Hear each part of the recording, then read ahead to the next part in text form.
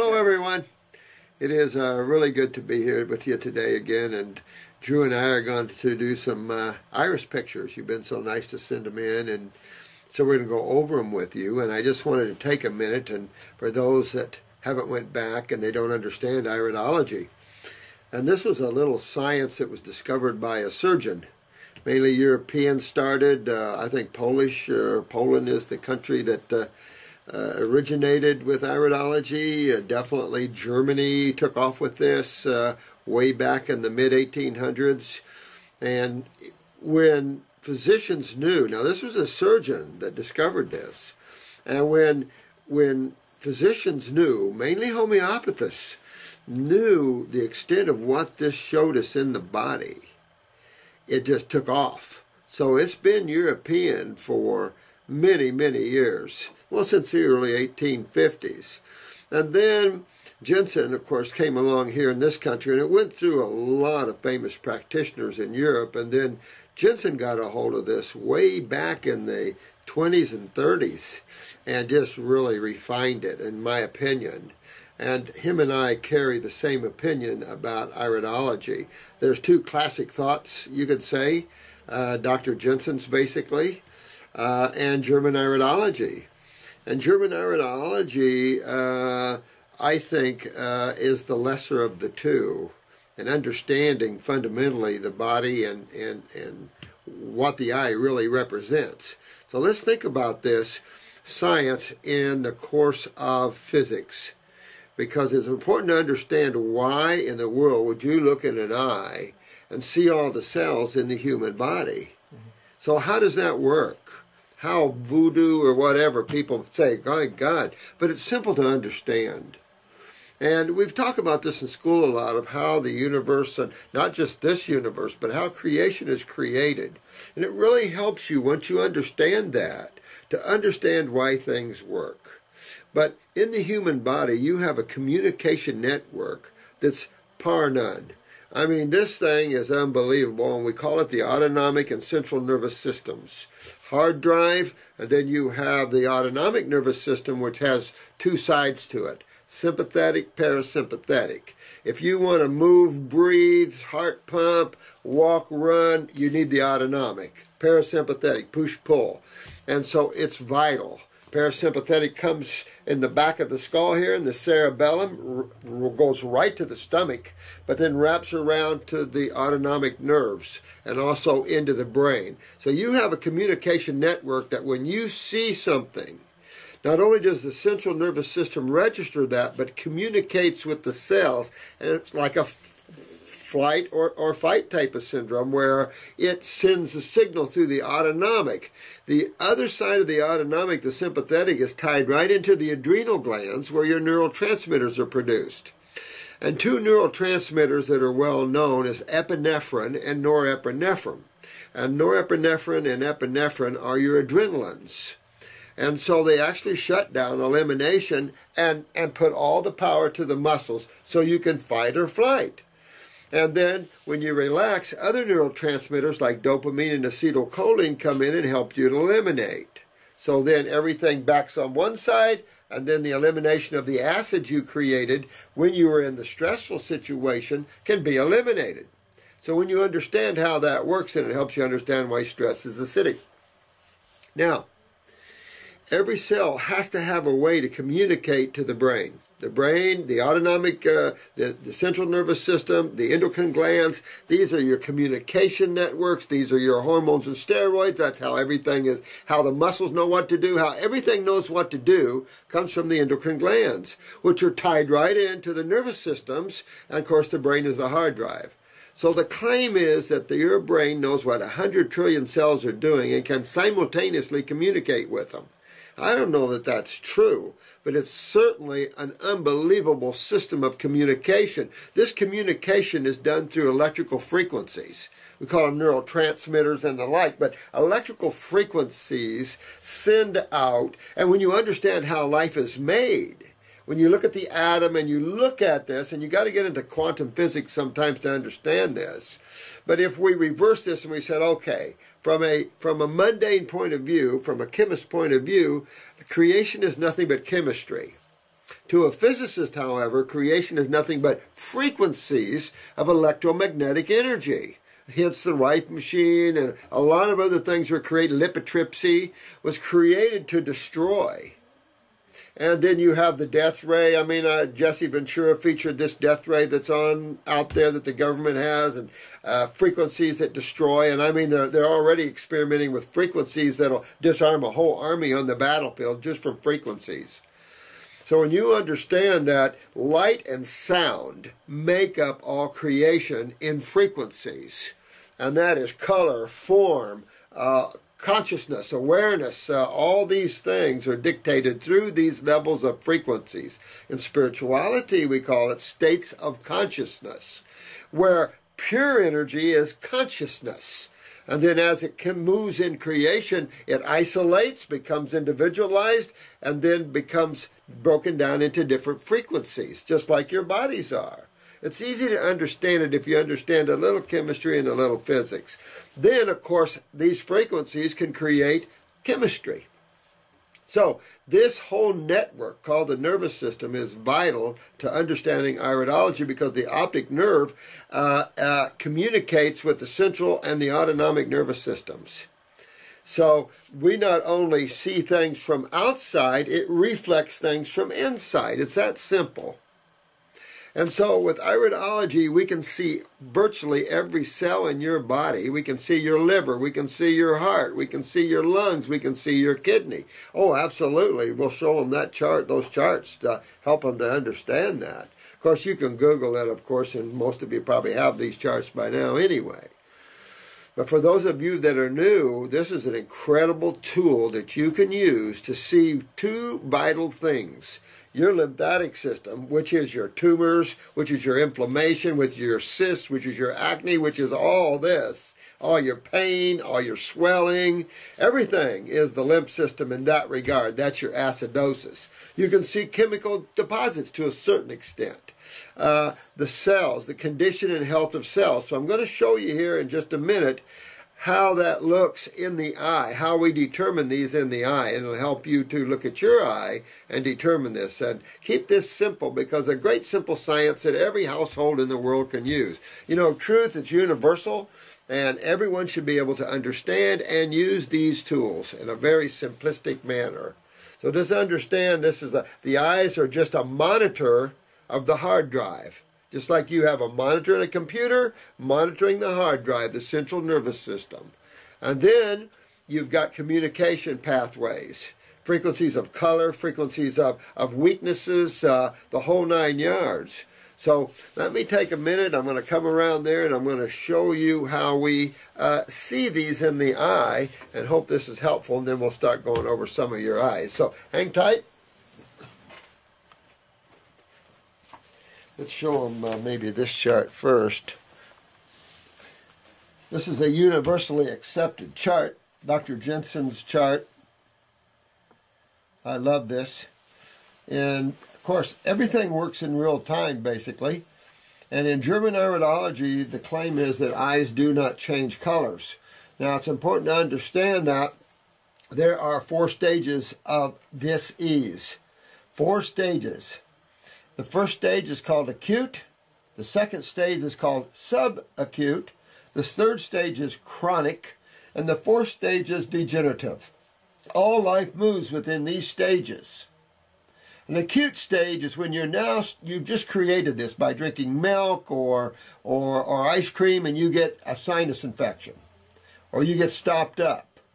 That you just created a acute condition. When this mucus from all this dairy products come back out of you, if you do it in a timely manner, it's generally clear to white. As this congestion builds from the body's immune response to these foreign proteins, and milk is a foreign protein to the human body, particularly after age 2, and particularly when it's another animal's milk.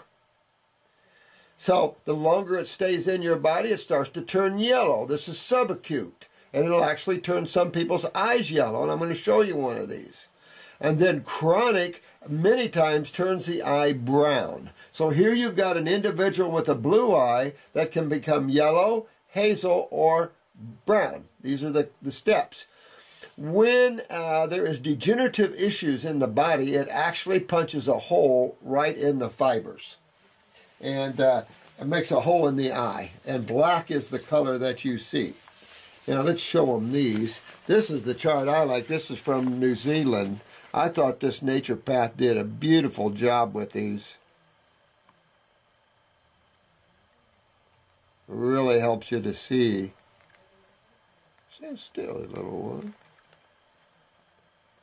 There you go. Okay, so now let me show you a couple things. Let me show you two eyes here. I've shown you before on a video, but I want to do it one more time to show you how you see the lymphatic system. And I want to show you two eyes here, side by side. Can we do that, Drew, you think? Mm-hmm. Now, this is one of the better eyes that I have here in my office. And this is from a strong constitution person. That simply means that this person has strong genes. They have very little cellular weaknesses, and they're more like George Burns. And I use that because he lived to be 100.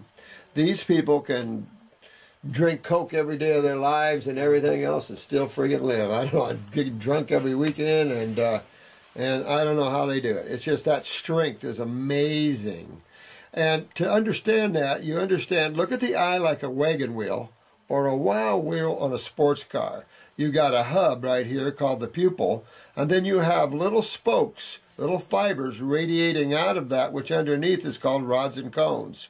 And this is a whole network of muscle fiber, nerve fiber, all of that. Now, notice the difference between this eye over here. Notice that you almost can't see the fibers in this eye because it is chronically white. Notice this thick white substance all in this eye. All right, so this individual does not do dairy products. They do have some white building up in the body, but this person is fairly much dairy-free most of their lives, as opposed to this person who is a dairy farmer from Upper New York and also owns an ice cream manufacturing business. So he eats ice cream and he drinks milk. And look how thick this lymph is. This is the lymph system. The lymphatic system sits on top of these fibers. And you will see that this is like having a beautiful blue sky out there, and then clouds start forming, and so pretty soon you can't see the sky anymore. That's exactly what that is. Now let me show you what an acute case of that would be.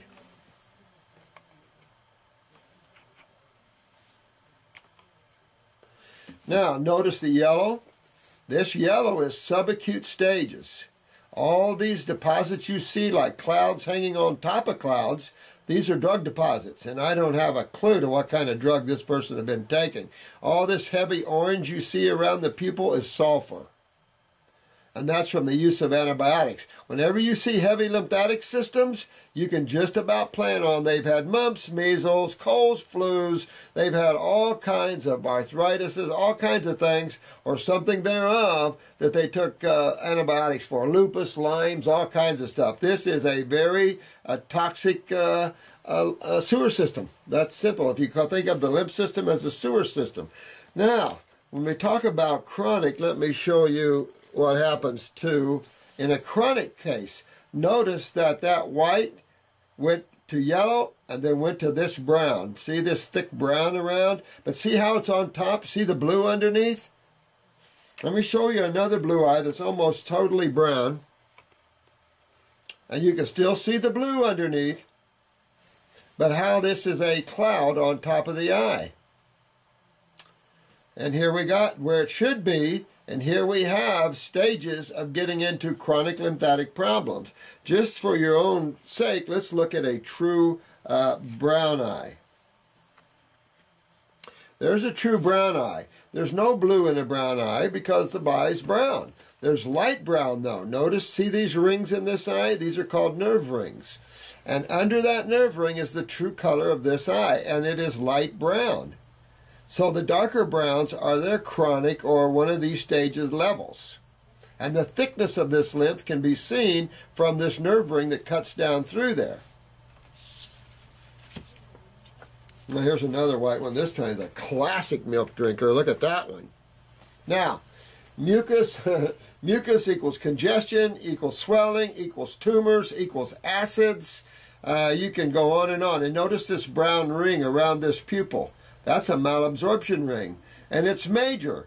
This person is not absorbing. They'll already be thin, and then when you get them to work on them, because they're full of acids, big-time acids, they're going to get thinner and then bitch about it. And it's just that they're malabsorbed majorly. Now, the problem with this eye is you're not going to turn this lymphatic system around in a few months. You're going to be a couple of years digging into this system. This is a mess, and this is real thick. So you can see that the clouds. Now, notice this differentiated area outside around the pupil here. That's the stomach and bowel area. Around all the pupils are the stomach, and then around the stomach is the small and large bowels. And just for a heads up, let me show you, I want to show you some cholesterol plaquing, which is, while we're doing this, just to show you this thick white ring around an eye. This is cholesterol plaquing. Now look at this strong constitution.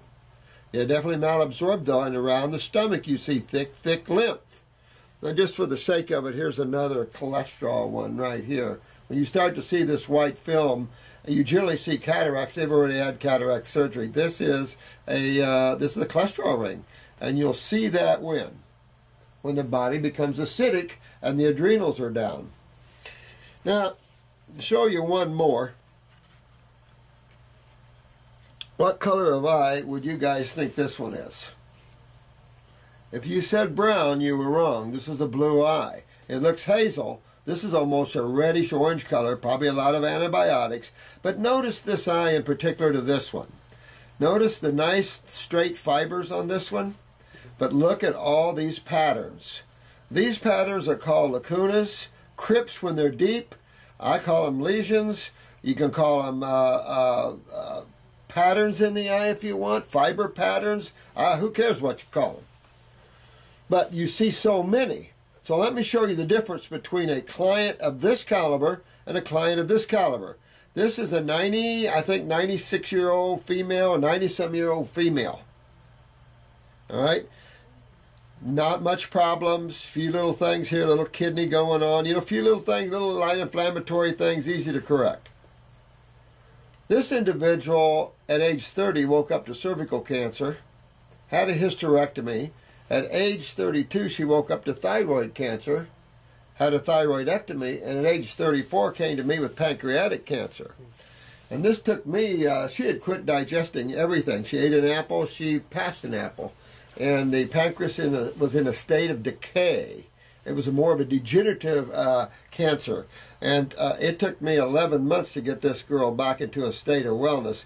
And I had to pull out all the stops. I mean, this was totally fruit juices at first. I mean, there was no digestion. So I had to work this case. And thank God for the herbs when you have a case at this level. Now, the daughter was 15 at the time. I took a picture of her eyes, and they were almost an exact match.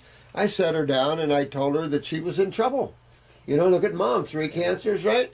So she, just like most young people, didn't think much about it. Age 20, daughter, cervical cancer, walking down the same road.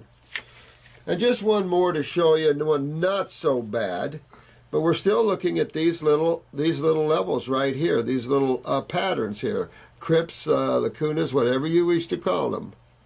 Now notice that you'll see some white around some of these. And this is what Dr. Jensen was saying. In these weaker areas, these genetic areas, blood and lymph are compromised. And I've always said I can't speak to the blood, but you can definitely see the lymph system here, and that the lymph system is not moving well around these patterns, meaning that these areas are just getting weaker and weaker and weaker, and then, of course, in genetics, we keep passing them. And I'll note these little white dots. See these little white dots? These are lymph nodes, and the lymph nodes are all around the outer, toward the outer skin. This person has almost a lymphatic rosary here. And then you will see this thick white in the wall of the bowel here. Now, this is the perfect stomach ring to show you. The stomach is in a perfect circle around the pupil. You shouldn't even know that. You shouldn't even see that. But when the stomach is over acidic or starting to burn up, you'll start to see a haze, and then it'll get darker and darker. When you see little black areas emanating out of the pupil in this area, they're getting some ulcerated or degenerative tissue in the stomach. But all this says that their lymph system is backed up in the bowel wall, and you see a little brown ring around that pupil showing malabsorption. So that just gives you a heads up to what we're going to be looking at when we look at everybody's eyes here.